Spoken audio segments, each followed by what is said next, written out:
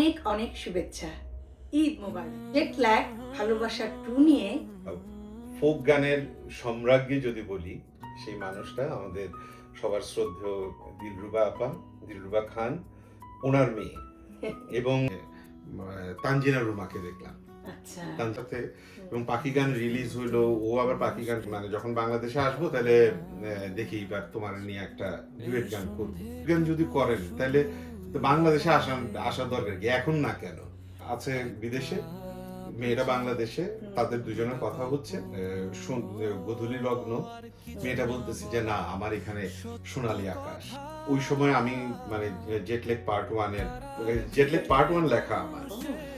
আমি এমনি রাস্তা দিয়ে যাচ্ছি, হঠাৎ দেখলাম যে এখানে একটা হোটেলের নাম দেখলাম যে জেটলেগ লেখা।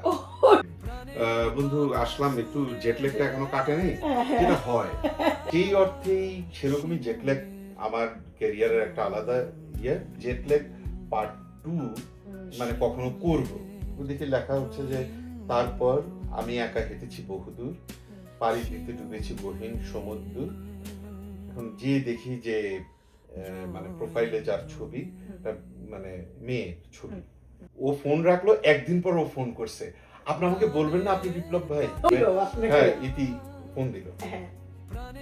8 বছর কিন্তু, বুঝছো, ইতি আমার উপর কিন্তু আমার কাছে এখনো মনে হয় যে জেটলেগ পার্ট 2 মনে হয় আমার কম্পোজিশন না।